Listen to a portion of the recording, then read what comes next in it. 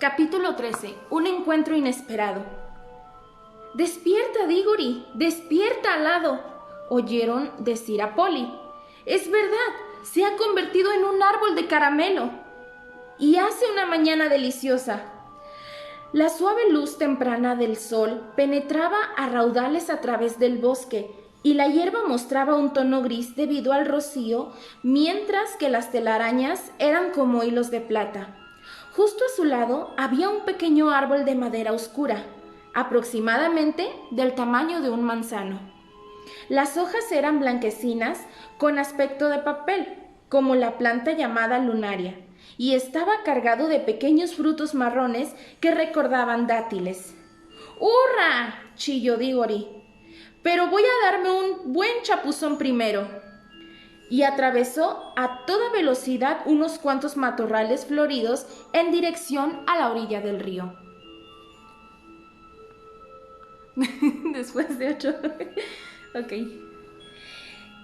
¿Te has bañado alguna vez en un río de montaña que discurre en forma de cascadas superficiales sobre piedras rojas, azules y amarillas con los rayos del sol cayendo sobre las aguas?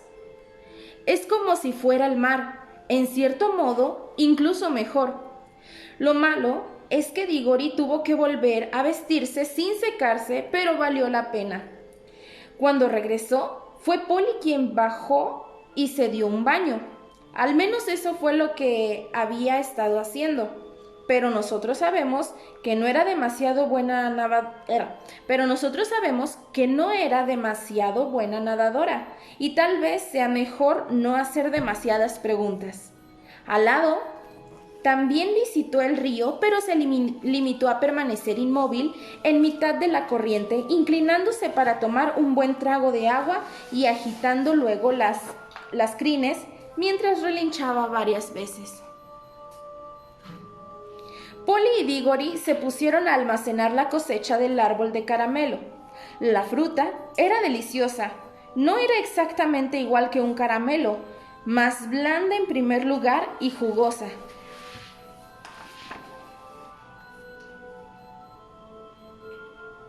¡Ah! Se fue. Ok. Y jugosa, sino una fruta que recordaba un caramelo. Alado también tomó un excelente desayuno. Probó una de las frutas de caramelo y le gustó, pero dijo que prefería la hierba a aquella hora de la mañana. A continuación, y con cierta dificultad, los niños montaron sobre su lomo y se inició el segundo viaje. Fue aún mejor que el día anterior, en parte porque todos se sentían muy descansados y en parte porque el sol que acababa de salir se hallaba a sus espaldas y claro está, todo muestra un aspecto más bonito cuando la luz lo ilumina sin cegar. Fue un paseo maravilloso. Las enormes montañas nevadas se alzaban por encima de sus cabezas en todas direcciones. Los valles, abajo, a sus pies, eran sumamente verdes, y todos los arroyos que caían desde los glaciares al interior del río principalmente eran tan azules que era como volar sobre alhajas gigantescas. Les habría gustado que aquella parte de la aventura durara más, pero no tardaron en olfatear el aire y empezar a decir: «¿Qué es esto? ¿Y no hueles algo? ¿Y de dónde viene?» Un aroma divino, cálido y dorado, como si proviniera de las frutas y flores más deliciosas del mundo, ascendía hasta ellos y desde luego situado más adelante. «Procede de ese valle, que tiene un lago», indicó Alado. «Es cierto», corroboró Diggory. «Y mirad, hay una colina verde en el extremo opuesto del lago, y fijaos en lo azul que es el agua». «Ese debe de ser el lugar», dijeron los tres a la vez. Alado empezó a descender poco a poco en amplios círculos. Los picos helados se fueron alzando más y más sobre sus cabezas, y el aire les llegó más cálido y fragante por momentos, tan fragante que casi arrancaba lágrimas de los ojos. El caballo planeó entonces El caballo planeó, entonces con las alas extendidas e inmóviles, y agitaba los cascos en preparación para el aterrizaje en tierra firme. La empinada colina verde corrió veloz a su encuentro, y en unos instantes se posaron en su ladera, no sin cierta torpeza. Los niños saltaron de su montura, cayeron sin hacerse daño sobre la cálida y delicada hierba y se pusieron en pie algo jadeantes. Les quedaba solo una cuarta parte del camino para llegar a lo alto de la colina y emprendieron la marcha inmediatamente para alcanzar la cumbre. Aunque en mi opinión, Alado no habría logrado subir sin las alas, que lo ayudaban a mantener el equilibrio y lo impulsaban con un aleteo de vez en cuando. Toda la parte superior de la colina estaba rodeada por un gran muro de verde hiedra, y al otro lado de la pared crecían árboles. Sus ramas colgaban por encima del muro, y las hojas no solo eran de color verde, sino también de color azul y plata, cuando el viento las agitaba. Una vez que alcanzaron la cima, los viajeros tuvieron que dar la vuelta a casi todo el perímetro del muro verde antes de encontrar las puertas. Grandes portones de oro, cerrados a cal y canto, que miraban al este. Hasta aquel momento, creo que Alado y Polly habían tenido la idea de que entrarían con Diggory, pero entonces ya no pensaron lo mismo. Si había una propiedad privada en el mundo, era esa. A simple vista se veía que pertenecía a alguien. Únicamente un tonto soñaría con entrar a menos que lo hubieran a alguien. Únicamente un tonto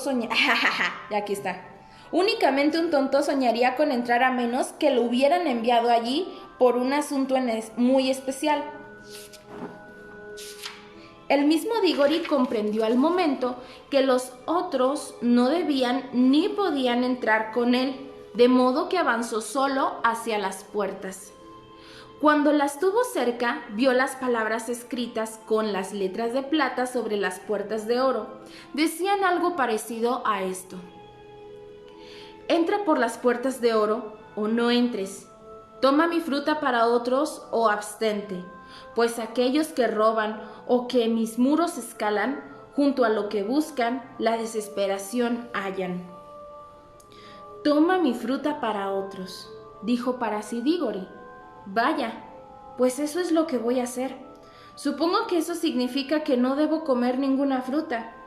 No sé qué significa toda esa palabrería de la última línea. Entra por las puertas de oro. Vaya, ¿quién va a querer escalar una pared si puede entrar por la puerta? Pero, ¿cómo se abren las puertas?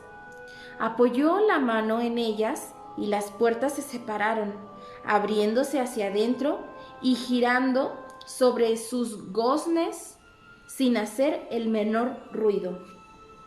Ahora que veía el interior del lugar, este parecía más privado que nunca. Entró solemnemente mirando a su alrededor. Todo estaba muy tranquilo allí dentro. Incluso la fuente que se alzaba cerca del centro del jardín emitía un sonido apenas audible. El abrigador olor estaba por todas partes. Era un lugar feliz, pero muy formal. Supo cuál era el árbol correcto al instante. Por una parte porque se alzaba justo en el centro y por otra porque las manzanas plateadas que lo cubrían brillaban con fuerza y proyectaban una luz propia sobre las zonas de sombra que no alcanzaban los rayos de sol. Fue directo hacia él, tomó una manzana y la guardó en el bolsillo superior de su chaqueta, aunque no pudo evitar contemplarla y olerla antes de guardarla. Habría sido mejor que no lo hubiese hecho, pues una sed y un hambre terrible se apoderaron de él, junto con un ansia de probar aquella fruta. La introdujo a toda prisa en el bolsillo, pero había muchas otras, ¿estaría mal probar una? Al fin y al cabo, se dijo, tal vez el aviso de la puerta no fuera exactamente una orden, quizás se tratase únicamente de un consejo. ¿Y a quién le importan los consejos? Incluso, aunque se tratara de una orden, la estaría desobedeciendo si comía una manzana.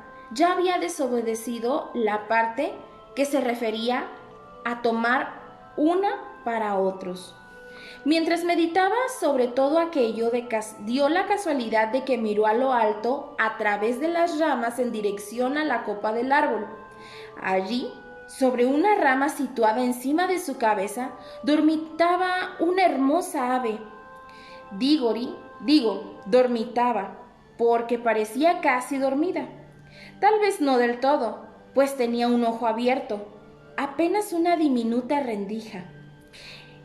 Era más grande que un águila, con el pecho de color azafrán, con la cabeza coronada por una cresta escarlata y la cola de color morado.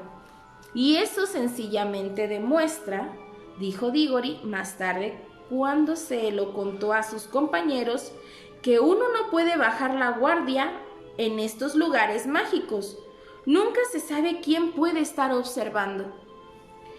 Pero creo que Diggory no habría tomado una manzana para sí de todos modos. Cosas como no robar eran inculcadas en los niños. Creo, con mucha más severidad en aquellos tiempos que ahora. Con todo, nunca se puede estar seguro. Diggory giraba ya para regresar a las puertas cuando se detuvo para echar una última ojeada a su alrededor. Se llevó un gran sobresalto. No estaba solo. Allí, apenas a unos pocos metros de distancia, estaba la bruja, que en aquellos momentos arrojaba al suelo el corazón de una manzana que acababa de comerse. El jugo era más oscuro de lo que cabría esperar, y le había dejado una horrible mancha alrededor de la boca. Diggory supuso al instante que debía de haber entrado trepando por encima del muro, y empezó a comprender que podía significar que el último verso sobre obtener lo que más deseas y encontrar a la vez la desesperación. ¿Qué? Lo leí mal. Y empezó a comprender que podía significar aquel último verso sobre obtener lo que más deseas y encontrar a la vez la desesperación. La bruja parecía más poderosa y orgullosa que nunca, e incluso, en cierto modo, triunfante, pero su rostro mostraba una palidez cadavérica. Estaba blanca como la sal. Todo aquello pasó como un relámpago por la mente de Diggory en un segundo. Luego puso pies en polvorosa y corrió en dirección a las puertas a toda velocidad. La bruja fue tras él. En cuanto salió, las puertas se cerraron a su espalda por sí solas. Aquello le proporcionó una ventaja, pero no durante mucho tiempo. Para cuando alcanzó a los otros, les gritó: ¡Deprisa, monta, Polly! ¡Arriba, al lado! Y la bruja ya había escalado el muro y saltado por encima, y le pisaba los talones. «¡Quédese donde está!», gritó Diggory, volviéndose para mirarla. «¡O desapareceremos todos! ¡No se acerque ni un centímetro!». «Niño estúpido», dijo la bruja, «¿por qué huyes de mí? No quiero hacerte daño. Si no te detienes y me escuchas ahora, te perderás una información que podría hacerte feliz toda la vida». «Bueno, pues no quiero oírla, gracias», respondió él, pero sí quería. Sé que te ha traído aquí», prosiguió la bruja, «porque era yo quien estaba muy cerca de vosotros en el bosque aquella noche y oí todos vuestros secretos. Te has llevado fruta de ese jardín de ahí, la guardas en el bolsillo ahora y vas a llevársela sin probarla al león, para que él se la coma, para que él la utilice. Eres un estúpido. ¿Sabes qué fruta es esa? Te lo diré. Es la manzana de la juventud, la manzana de la vida. Lo sé porque la he probado y noto ya esos cambios en mí misma, que sé que jamás envejeceré ni moriré. Cómetela, muchacho, cómetela. Tú y yo viviremos para siempre y seremos el rey y la reina de este mundo, o de tu mundo si decides regresar allí. No, gracias, respondió Diggory. No sé si me gustaría mucho seguir viviendo después de que todos los que conozco hubieran muerto. Prefiero vivir el tiempo habitual, morir e ir al cielo. Pero ¿qué pasa con esa madre tuya, a la que dices querer tanto? ¿Qué tiene que ver ella en esto? ¿No te das cuenta de que un mordisco de esa manzana la curaría? La tienes en el bolsillo. Aquí estamos solos y el león está muy lejos. Usa tu magia y regresa a tu mundo. Dentro de un minuto podrías estar junto a la cabecera de tu madre dándole la fruta. Al cabo de 5 minutos verás cómo el color regresa a su rostro. Te dirá que el dolor ha desaparecido y no tardará en decirte que se siente más fuerte. Entonces se dormirá. Piensa en ello. Horas de dulce sueño natural, sin dolor, sin medicamentos. Al día siguiente todos comentarán el modo tan maravilloso en que se ha recuperado. Y muy pronto volverá a encontrarse bien del todo. Todo volverá a estar bien. Tu hogar volverá a ser feliz. Serás como los demás muchachos. Vaya, exclamó Diggory, como si lo hubieran herido, y se llevó la mano a la cabeza. En aquel momento supo que tenía ante él el más terrible de los dilemas. ¿Qué ha hecho el león por ti para que te conviertas en su esclavo?, inquirió la bruja. ¿Qué puede hacerte una vez que hayas regresado a tu mundo? ¿Y qué pensaría tu madre si supiera que podías haberle quitado el dolor y devuelto la vida, y evitado que a tu padre se le partiera el corazón, y que no quisiste, que preferiste hacer recados para un animal salvaje en un mundo extraño que no te incumbe? No creo que sea un animal salvaje, dijo Diggory con voz reseca. No sé. ¿Entonces es algo peor?, insistió la bruja. Mira lo que te ha hecho ya. Mira lo despiadado en que te ha convertido. Eso es lo que hace con todos los que le escuchan. Muchacho cruel y desalmado. ¿Dejarías morir a tu madre antes que...? ¡Por favor, cállese!, espetó el desdichado Diggory, todavía con la misma voz. ¿Cree que no me doy cuenta? Pero lo prometí. Ah, pero no sabías lo que prometías, y no hay nadie aquí que pueda impedírtelo. A mi madre, dijo él, pronunciando las palabras con dificultad, no le gustaría. Es terriblemente estricta con lo de cumplir las promesas y lo de no robar y con todas esas cosas. Si estuviera aquí, ella me diría que no lo hiciera, sin pensárselo. Pero no tiene por qué saberlo nunca, siguió la bruja, hablando con más dulzura de la que le correspondía a alguien con un rostro tan feroz. Tú no le dirías cómo has conseguido la manzana. Tu padre tampoco tiene por qué saberlo nunca. Nadie en tu mundo tiene por qué saber nada de toda esta historia. No tienes por qué llevar a la niña de vuelta contigo, ¿sabes? Ahí fue donde la bruja cometió su fatal error. Desde luego, Diggory sabía que Polly podía marcharse gracias a su anillo con la misma facilidad que él podía hacerlo con el suyo, pero al parecer la bruja no lo sabía. Y lo ruin de la sugerencia de que debía dejar a Polly allí de repente hizo que todas las otras cosas que la mujer le había dicho sonasen falsas y sin sentido. Incluso en medio de toda su desdicha, su mente se aclaró de improviso y dijo con una voz diferente y mucho más potente: Oiga, ¿usted qué hace aquí? Que, por cierto, ¿por qué siente tanto cariño por mi madre tan de repente? ¿Qué tiene eso que ver con usted? ¿A qué juega? Muy bien dicho, Diggory, musitó Polly. Ah, no es cierto. Muy bien dicho, Diggory, musitó Polly en su oído. Rápido, vámonos ya. La niña no se había atrevido a decir nada durante la discusión porque naturalmente no era su madre quien estaba muriendo. «Arriba, pues», dijo Diggory, izándola sobre el lomo de al lado y subiéndose luego a él tan rápido como le fue posible. El caballo desplegó las alas.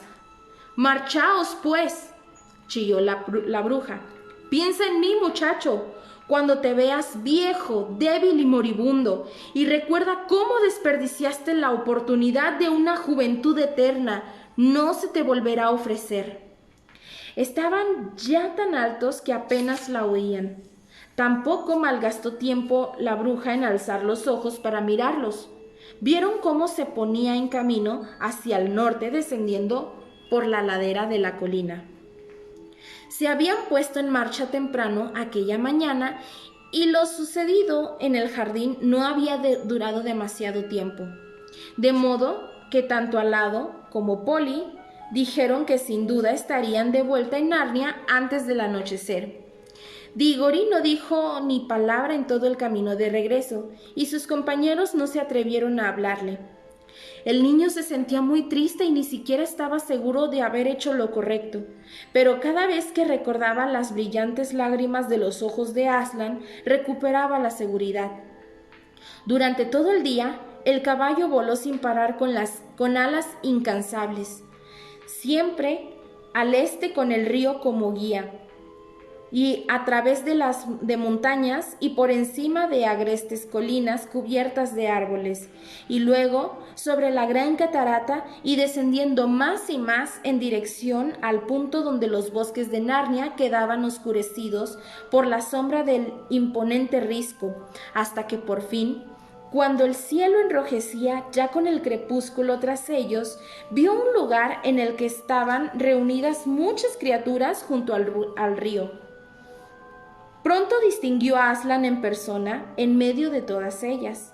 Alado planeó en dirección al suelo, extendió sus 4 patas, plegó las alas y aterrizó al trote. Luego frenó. Los niños desmontaron. Diggory vio que todos los animales, enanos, sátiros, ninfas y otros seres se apartaban a izquierda y derecha para dejarle paso. Avanzó hacia Aslan, le entregó la manzana y dijo: «Le he traído la manzana que quería, señor». Se acabó el capítulo 13. Capítulo 14. Se planta el árbol.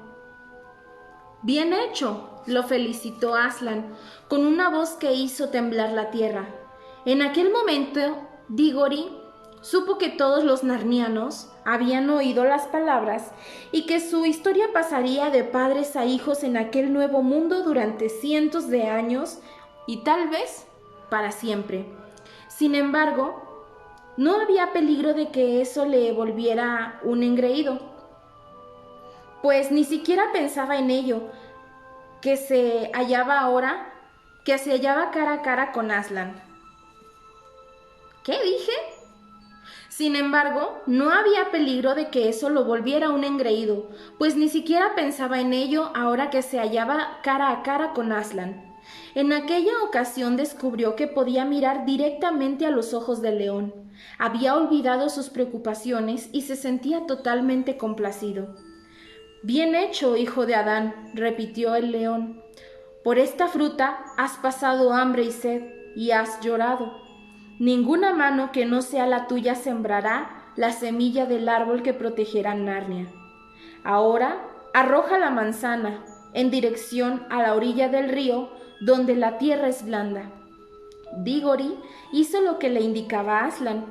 Todos se habían quedado tan silenciosos que se oyó cómo la fruta procedía un ruido sordo al caer en el barro. «La has lanzado bien», proclamó Aslan. «Procedamos ahora a la coronación del rey Frank de Narnia y de Helen, su reina». Los niños advirtieron entonces su presencia por primera vez. Iban vestidos con ropas extrañas y hermosas, y de sus hombros caían lujosos mantos que se extendían a sus espaldas hasta donde 4 enanos sostenían la cola del rey y 4 ninfas del río de la reina. Del río la reina, ¿qué dije? Y 4 ninfas del río la de la reina. Llevaban la cabeza descubierta, pero Helen se había soltado el pelo y mejorado enormemente su aspecto. Sin embargo, no era ni el pelo ni el atuendo lo que les daba un aspecto distinto. Sus rostros mostraban una expresión nueva, en especial el del rey. Toda la severidad, astucia y carácter pendenciero que había adquirido como cochero en Londres parecían haber sido eliminados, y el valor y la amabilidad que siempre había tenido resultaban más fáciles de distinguir. Tal vez fuera la atmósfera del joven mundo la que lo había conseguido, a hablar con Aslan o a ambas cosas. «Caramba», susurró al lado a Polly, «mi antiguo amo ha cambiado casi tanto como yo. Vaya, ahora sí que es un auténtico señor». «Sí, pero no murmures así en mi oído», se quejó ella. «Me haces cosquillas». «Ahora», anunció Aslan, «que algunos de vosotros desaten la maraña que habéis hecho con esos árboles y veamos qué encontramos ahí». Diggory vio entonces que en un lugar donde crecían 4 árboles muy juntos se habían entrelazado sus ramas y las habían atado con varillas para crear una especie de jaula. Los 2 elefantes con sus trompas y unos cuantos enanos con sus pequeñas hachas no tardaron en deshacerlo todo. Había 3 cosas en su interior. Era un árbol joven que parecía hecho de oro. La segunda, un árbol joven que parecía hecho de plata. Pero la tercera era un objeto miserable con ropas embarradas, que permanecía sentado, encorvado, entre ellos. ¡Cielos!, musitó Diggory, ¡el tío Andrew! Para explicar todo eso debemos retroceder un poco. ¿Sí se acuerdan? Los animales, como se recordará, habían intentado plantarlo y regarlo. Cuando el riego le devolvió el conocimiento, el anciano se encontró empapado de agua, enterrado hasta los muslos en tierra que rápidamente se convertía en barro y rodeado de más animales salvajes de lo que jamás había soñado. No resulta, por lo tanto, nada sorprendente que el anciano caballero se pusiera a chillar y aullar, aunque en cierto modo aquello fue bueno para él, pues al final consiguió persuadir a todo el mundo, incluido el jabalí, de que estaba vivo. Así pues lo habían vuelto a desenterrar. Los pantalones habían quedado en un estado francamente lastimoso tras aquella experiencia. En cuanto a sus piernas, quedaron libres. En cuanto sus piernas quedaron libres, intentó salir huyendo, pero espérenme tantito. Pero un veloz giro de la trompa de la elefanta alrededor de su cintura no tardó en poner fin a tal intentona. Todos pensaron entonces que había que mantenerlo buen recaudo en algún lugar hasta que Aslan tuviera tiempo de acercarse, verlo y decir qué debía hacer con él. Así pues, construyeron una especie de jaula o corral a su alrededor, y a continuación le ofrecieron todo lo que se les ocurrió para que comiera. El asno reunió grandes cantidades de cardos y los arrojó al interior, pero el tío Andrew no parecía muy emocionado con ellos. Las ardillas lo bombardearon con andanadas de nueces, pero él se limitó a cubrirse la cabeza con las manos y a intentar mantenerse alejado. Varios pájaros volaron a un lado, y a otro arrojándole gusanos diligentemente. El oso se mostró especialmente amable. Durante la tarde encontró un panel de abejas salvajes y en lugar de comérselo, algo que le habría encantado hacer, la noble criatura se lo llevó al tío Andrew. El oso lanzó la pegajosa masa por encima del cercado y, por desgracia, esta fue a golpear de lleno al tío Andrew en el rostro, con el agravante de que no todas las abejas estaban muertas. El animal, al que no habría importado en absoluto que le arrojaran un panal en la cara, no comprendió por qué el tío Andrew retrocedió tambaleándose, resbaló y cayó sentado al suelo. Y también fue mala suerte que el buen señor fuera a caer sobre el montón de cardos. Y de todos modos, como dijo el jabalí, una buena cantidad de miel había ido a parar a la boca del extraño ser y seguro que le había sentado bien. Realmente todos empezaban a sentir cariño por su curiosa mascota y esperaban que Aslan les permitiera conservarla. Los más listos estaban convencidos de que al menos algunos de los ruidos que surgían de su boca tenían significado y lo bautizaron con el nombre de coñac, porque era un sonido que emitía bastante a menudo. Al final, no obstante, tuvieron que dejarlo allí hasta la mañana siguiente. Aslan estuvo ocupado todo el día dando instrucciones al nuevo rey y a la reina, y realizando otras tareas de importancia, y no pudo prestar atención al pobre coñac. De todos modos, entre las nueces, peras, manzanas, plátanos que le habían lanzado, disfrutó de una cena nada desdeñable, aunque no sería justo afirmar que pasó una noche plácida. «Sacad a la criatura», ordenó Aslan. Uno de los elefantes levantó al tío Andrew con la trompa y lo colocó a los pies del león. El anciano caballero estaba tan asustado que ni se movió. «Por favor, Aslan», dijo Polly, «¿podrías hacer algo para que dejara de tener miedo? ¿Y luego podrías decir algo que le impidiera volver aquí jamás?» «¿Crees que desea hacerlo?», inquirió el león. «Bueno, Aslan», siguió la niña, «podría enviar a otra persona. Está tan emocionado porque la barra arrancada al farol se ha convertido en un árbol farol, que piensa grandes disparates, chiquilla», respondió Aslan. «Este mundo rebosa de vida estos días, porque la canción que usé para darle vida todavía flota en el aire y retumba en el suelo. Eso no durará mucho tiempo, pero no puedo decírselo a este viejo pecador, y tampoco puedo consolarlo. Por su propia voluntad, se ha vuelto incapaz de oír mi voz. Si le hablo, no oirá más que rugidos y gruñidos. Oh hijos de Adán, ¿con qué habilidad os defendéis todo lo que os puede hacer bien? Sin embargo, le concederé el único don que todavía es capaz de recibir». Inclinó la cabeza con cierta tristeza y sopló suavemente sobre el aterrorizado rostro del mago. «Duerme», dijo. «Duerme y permanece separado durante unas cuantas horas de todos los tormentos que has concebido para ti mismo». El tío Andrew se acostó inmediatamente con los ojos cerrados y empezó a respirar apaciblemente. «Llevadlo a un lado y depositadlo en el suelo», indicó Aslan. «Bien, que vengan los enanos. Mostrad vuestra destreza como herreros. Veamos cómo creáis 2 coronas para vuestros reyes».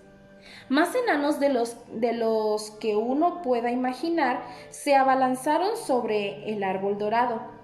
Lo despojaron de todas sus hojas y también de algunas de sus ramas, en menos de lo que canta un gallo. Y entonces los niños descubrieron que no solo parecía de oro, sino que era auténtico oro blanco, blando. En realidad había brotado a partir de las monedas de 10 chelines que habían caído del bolsillo del tío Andrew cuando lo colocaron boca abajo, del mismo modo que el de plata había crecido de las medias coronas. De la nada, al menos esa fue la impresión que dio, surgieron montones de leña seca para servir de combustible. Un pequeño yunque, martillos, tenazas y fuelles. Y al cabo de un instante, hay que ver lo que les gusta hacer. Hay que ver lo que les gusta su trabajo. ¿Qué? Hay que ver lo que les gusta su trabajo a los enanos. Ahora sí ya. Ardía buen fuego, rugían los fuelles, el oro se fundía y los martillos repiqueteaban.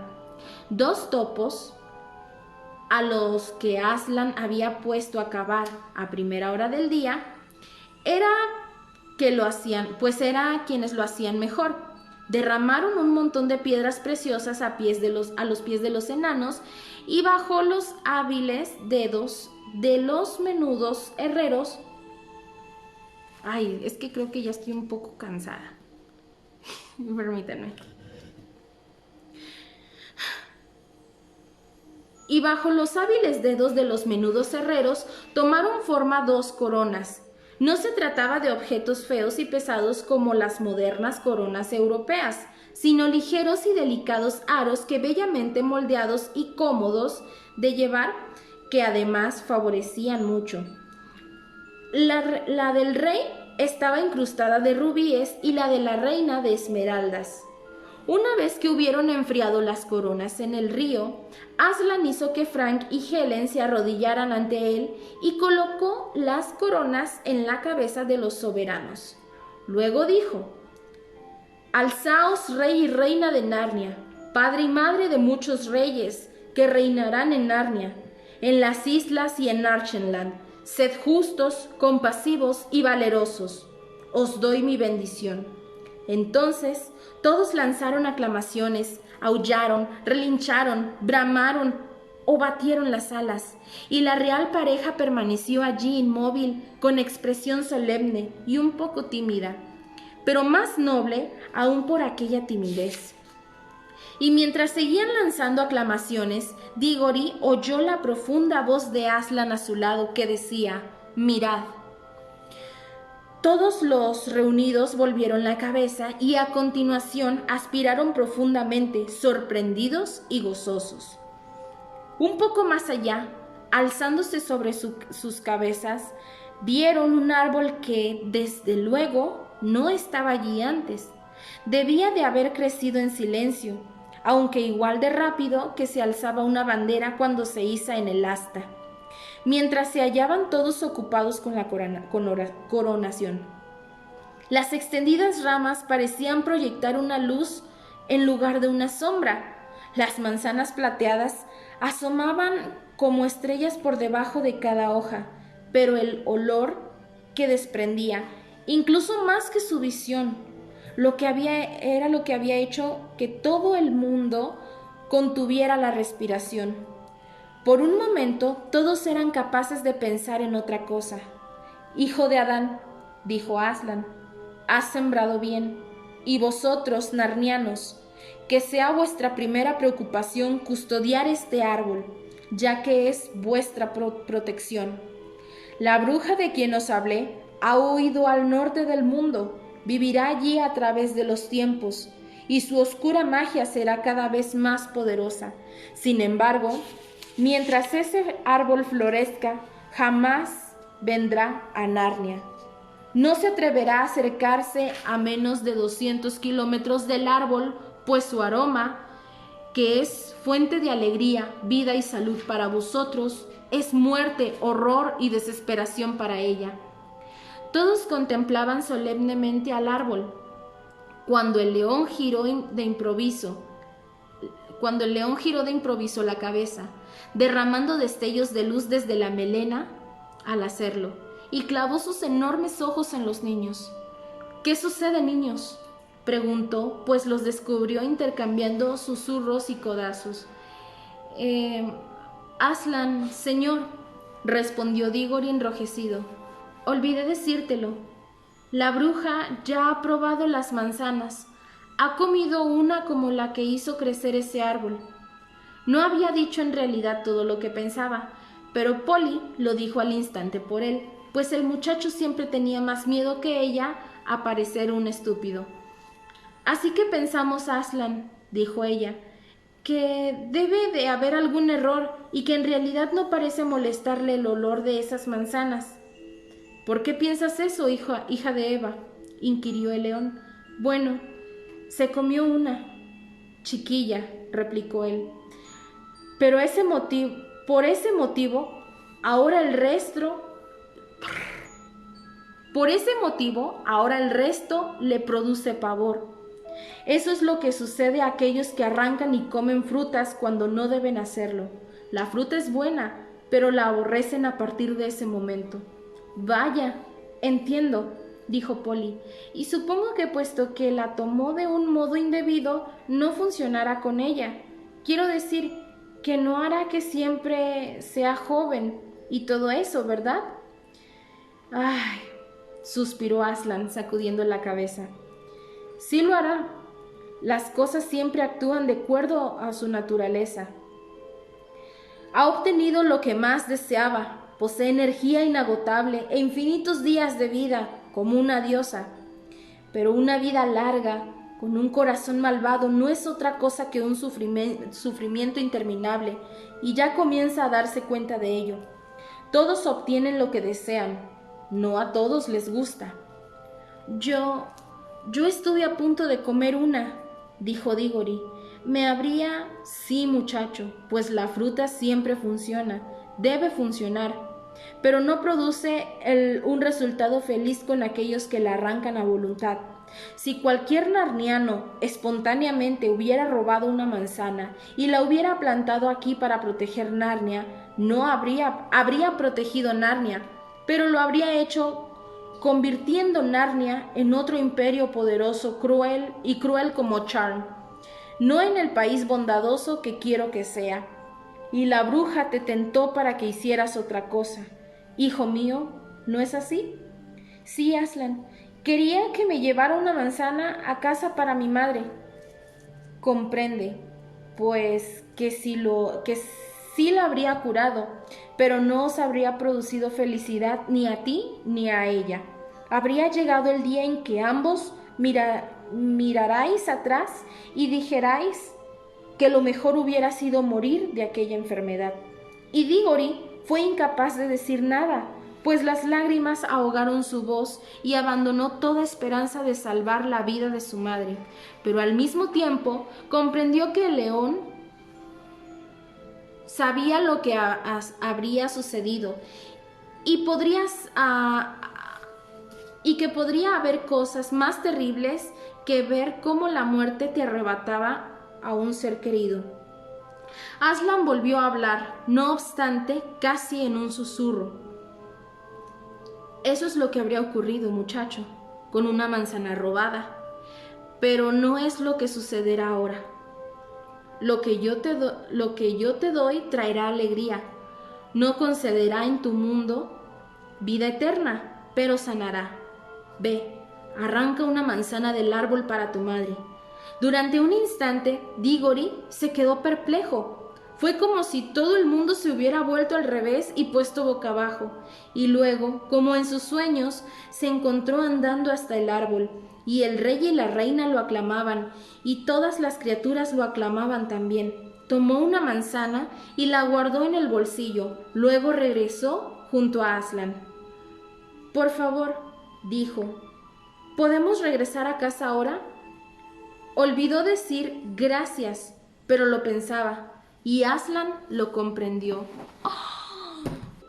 Me despido, que tengan una muy bonita noche y muchas gracias por estar aquí, por escuchar la historia y pues que pasen una muy bonita noche.